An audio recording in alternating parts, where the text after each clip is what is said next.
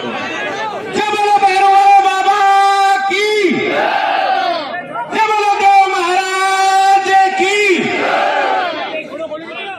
आज जहां चारों तरफ नजर जा रही है, कई लाखों की संख्या में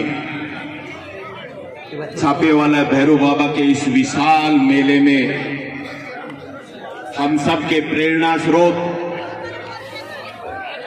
हम सबको आशीर्वाद देने वाले, आदर और पूजा के योग आपके अपने बिजनौर से सांसद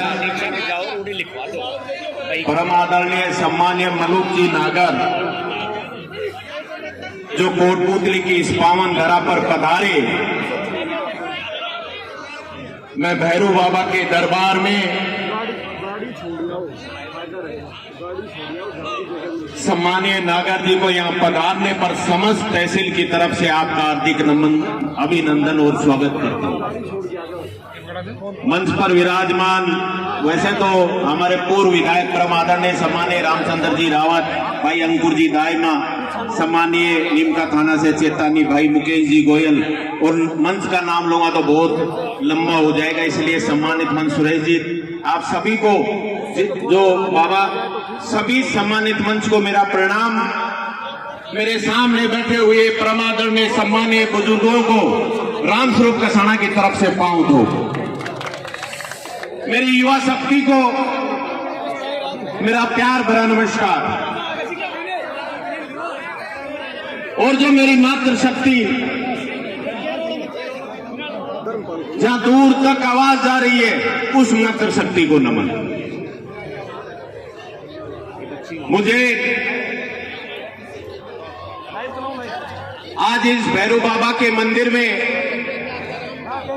बहुत सी बातें आप लोगों के बीच में कहना और सुनने का मौका मिलता रहता है। आज हमारे बीच में जो सांसद साहब पधारे, जब कोटपुतली के अंदर ये आए, लगभग 3-4 महीने हो गए, मैंने का भाषण भी सुना, और सदन में जब उस सबसे बड़ी हिंदुस्तान की महापंचायत में ये बैठते हैं और बैठकर जो बातें करते हैं, वो भी लगभग हर कार्यवाही मैं इनकी सुनता हूं, और सुनने के बाद अपने आप को गौरवान्वित महसूस करता हूं कि किसान का बेटा जब हिंदुस्तान की उसी बड़ी महापंचायत में जाकर और किसानों की बात रखता है, अपने भाइयों की बात रखता है, तो दिल गदगद हो जाता है। ऐसे सांसद साहब को नमन करते हैं। आज वैसे तो भैरव बाबा से अरदास करने आया था मैं, और यहां जो अरदास लगाते हैं वो सभी की मनोकामना पूर्ण होती है। मैं अरदास करने आया था कि जो मेरे किसान भाई लाखों की संख्या में यहां बैठे हुए, आज सम्मानीय नागर साहब आपके दर्शन करने आए। इनके चेहरे पे वो खुशी नहीं है जो हर मेले में हर वर्ष की भांति हुआ करती थी। ये जब भी आते थे, अतिथि आते थे, तो इतना जोश होता था कि इनकी एक आवाज यहां से और दूसरी आवाज जयपुर तक गूंजा करती थी। लेकिन परमपिता परमेश्वर की ऐसी ये कहा गया है कि जिसका राम रूठ जाए, जिसका राज रूठ जाए, फिर उसको कोई देखने वाला नहीं। वही स्थिति कोटपुतली के किसान और आम जन की हो। पिछले समय जिस प्रकार से पाले की मार ऐसी पड़ी कि जो मेरे किसान यहां बैठे हुए हैं, जब भी एक दूसरे की तरफ देखते हैं तो इनको आपस में हंसी नहीं आती।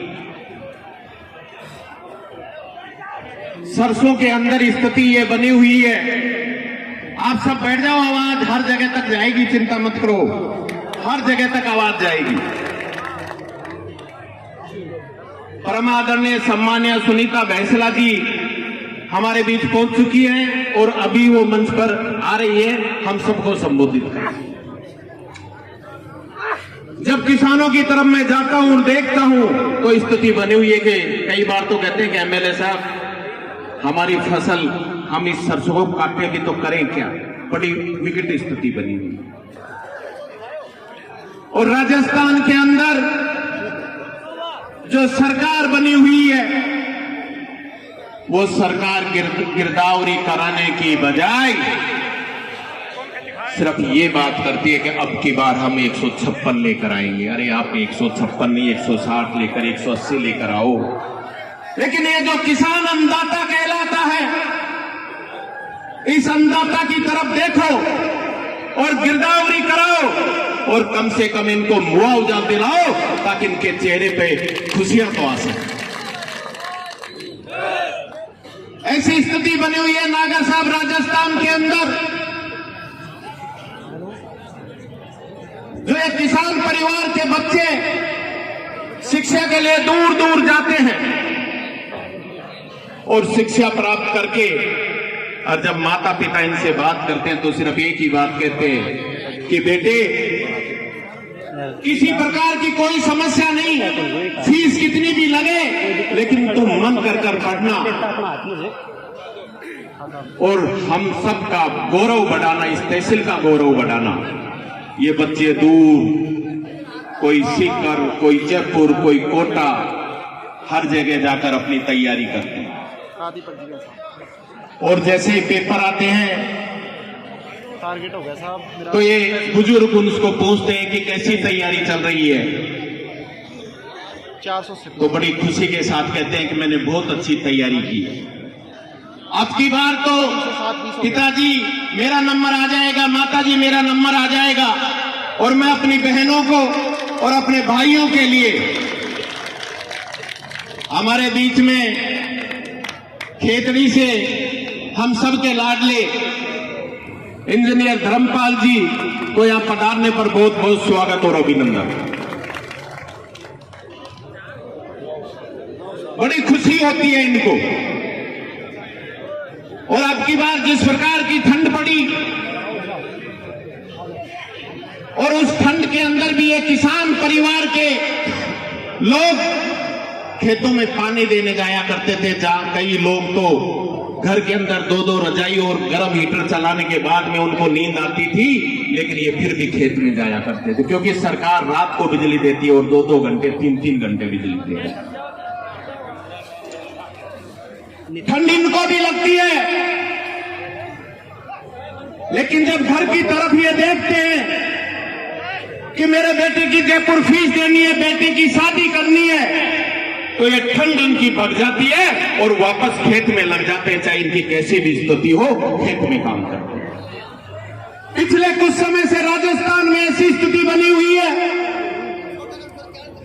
कि जब बच्चे पेपर देने जाते हैं तो पेपर परीक्षा केंद्र पर नहीं पहुंचता, उससे पहले पेपर लीक हो जाते हैं। किसान जाए तो जाए रोए तो किस सरकार को रोए जो राजस्थान के अंदर अंधी गूंगी बहरी सरकार बनी हुई।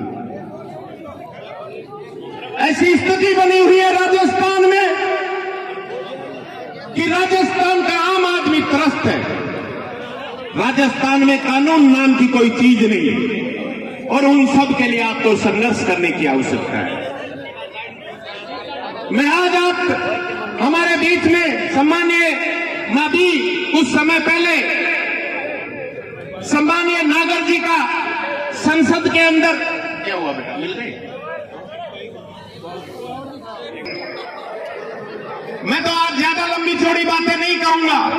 भैरू बाबा से प्रार्थना करने आया हूं कि राजस्थान के अंदर जो सरकार बनी हुई है उस सरकार को सद्बुद्धि दे, किसान, जवान और नौजवानों को रोजगार देने की सोचे, वो किसी प्रकार के वेंटिलेटर या होटलों में जाकर बंद होने की नहीं सोचे। ये प्रार्थना सम्मान्य भैरू बाबा से करना। मैंने अभी सदन के अंदर जो लोकसभा के अंदर सम्मान्य नागर जी के जब ये स्पीच दे रहे थे, मुझे बड़ा गर्व के साथ मैं बैठा बैठा इनको सुन रहा था। इन्होंने कहा कि राजस्थान के अंदर जब सब लोग ये चाहते हैं कि एक किसान का बेटा सम्मान्य सचिन जी पायलट मुख्यमंत्री बनना चाहिए,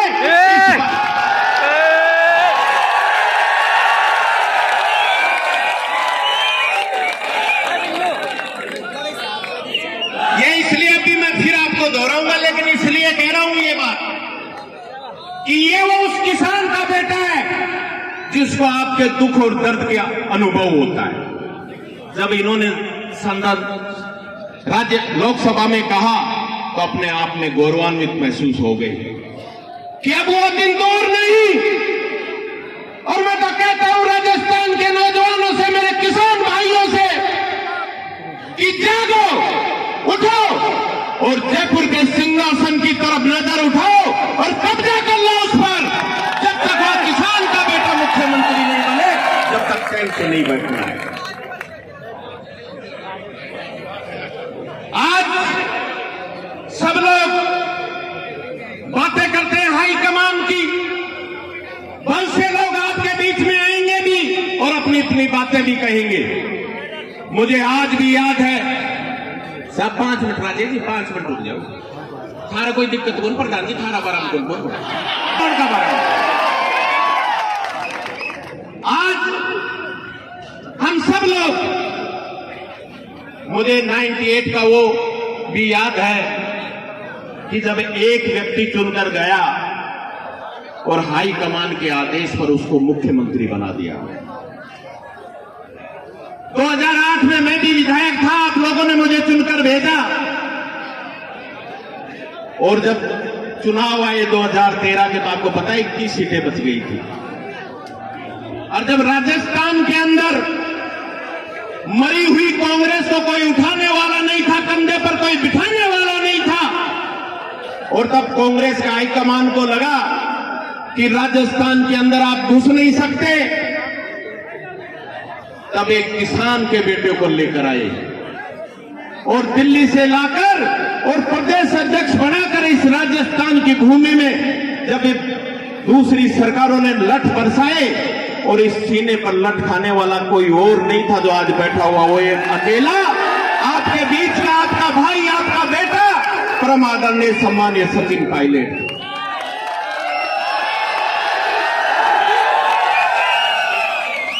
जो गांव-गांव, ढाणी-ढाणी जाकर मुर्दा कांग्रेस को संजीवनी बूटी देने का काम किया। और जब कई बार हम बात करते थे, अभी हमारे बीच में मेरे बड़े भाई धर्मपाल जी जो यहां बैठे हुए हैं, वो सिर्फ कितने वोटों से आ रहे हैं? सिर्फ 900 वोटों से। और वो किस लिए हार गए? कि सचिन पायलट मुख्यमंत्री बन रहा है, इसी वजह से। साथियों, और जब हम भी बात किया करते थे तो लोग कहा करते थे कि अब की बार हवाई जहाज भी नागर जी अपना और पायलट भी स्वयं होंगे और राजस्थान पर राज करेंगे। लेकिन जब बारी आई तो किसान के बेटे को कोई नहीं देखना पसंद करता है।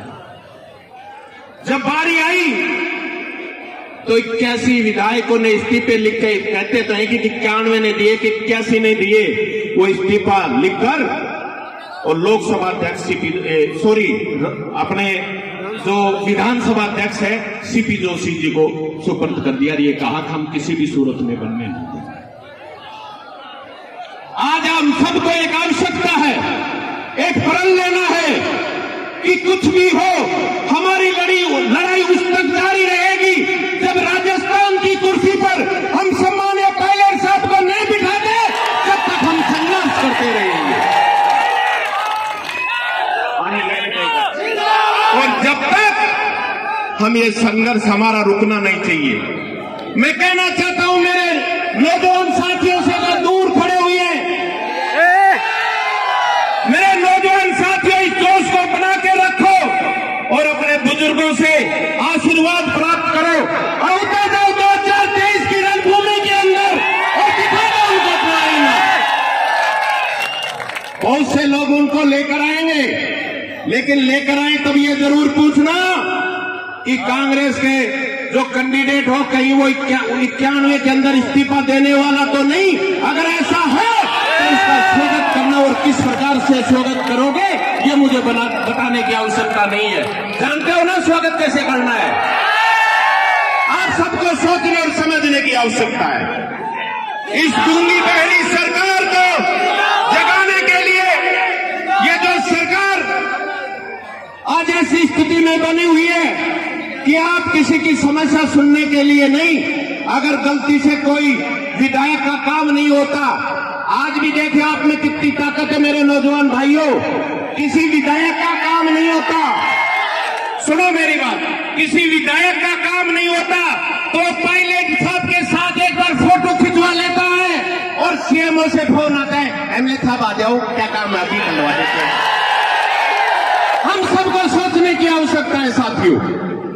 और मैं तो धन्यवाद इसलिए दे रहा था सम्मानीय नागर साहब को कि इन्होंने उस शेरनी का दूध पिया जो लोकसभा में धारता है, गुर्जर का बेटा राजस्थान का मुख्यमंत्री बने, इसलिए धन्यवाद देना चाहता हूं। धन्यवाद देना चाहता हूं आप सबको कि आप सबने तो जोश और होश के साथ सम्मानीय नागर जी का स्वागत किया और ये कहा कि राजस्थान की धरती वीरों की धरती है, यहां चाहे हमारी मां पर नाद आए हो, जिसने सदैव अपना जब बात आई तो अपने पुत्र का बलिदान दे दिया, लेकिन आपको शर्मिंदा नहीं होने दिया। उन माओं के पूत हैं हम। और जब भी हमने होकार भरी है, बहुत से चुनाव आएंगे, लेकिन मैं तो आज इतना जरूर कहना आया हूं, भैरू बाबा के इस मंदिर में आप सब लोग आए हो, दोनों हाथ उठाकर करो कि पायलट साहब को मुख्यमंत्री नहीं बनाओगे तब तक चैन से नहीं बैठोगे। इन्हीं भावनाओं के साथ आप सबको क्यों बातें तो बहुत लंबी लंबी हैं, आप भी जानते हो कि जब बोलने लगे, लेकिन मेरे बड़े भाई धर्मपाल जी और भी आए, और मैं तो भाई चेतानी जी को भी धन्यवाद देना चाहूंगा कि हमारे नजदीक होते हुए भी शेखावाटी में इन्होंने अपना जो परिचय दिया उसके लिए भी धन्यवाद। और सबसे बड़ी बात, हमारे बीच में जितने भी मेरे युवा साथी हैं, मेरे बुजुर्ग बैठे हुए हैं, बहुत से लोग नई नई बातें करते हैं। मैं तो आपको सिर्फ इतना कहना चाहता हूं साथियों, अगर आपको आगे बढ़ना है तो बोले, जिसको इज्जत से बात करें। बहुत से लोग कुछ भी कर जाते हैं और पता है ना नाम तो किसका आता है, जानते हो ना? तो इन सब की तरफ आपको ध्यान रखना है। और मेरे बुजुर्गों से निवेदन करना चाहता हूं कि हम सब लोग आपको ये विश्वास दिलाते हैं और इतना जरूर कहना चाहते हैं कि हम अब लड़ाई में पीछे नहीं हटेंगे, पूरे मुकाबले के लिए उतर चुके हैं आपके बीच में। और जब तक संघर्ष करेंगे, जब तक इस शरीर के अंदर रक्त की अंतिम बूंद भी रहेगी, जब तक आपके लिए लड़ता रहूंगा, इस बात का विश्वास दिलाता हूं। मेरे बुजुर्गों, मेरे नौजवान साथियों, हौसले के साथ आगे बढ़े। नहीं, समय जैसे जैसे नजदीक आएगा, आप लोगों को बदनाम करने वाले बहुत से आएंगे। स्थिति जो आपने देख ली पूरे कोटपुतली में, जो कहा करते थे कि रामराज आएगा, आ गया ना रामराज, देख लिया ना। हम सबको फिर उसी ताकत के साथ लड़ना है, उन बाहरी शक्तियों का मुकाबला करना है। इसलिए मैं एक सबसे बड़ी इस भैरू बाबा के मंदिर में एक और आप लोगों के बीच में अपील करना चाहता हूं। मेरे से बहुत सी गलतियां हुई, लेकिन गलती माफ करता है परिवार वाला, अपने माता पिता। आज मेरे यहाँ सभी मेरे बुजुर्ग भी बैठे हुए हैं, मेरे नौजवान मेरे भाई भी बैठे हुए हैं और मेरी मातृशक्ति भी बैठी हुई है।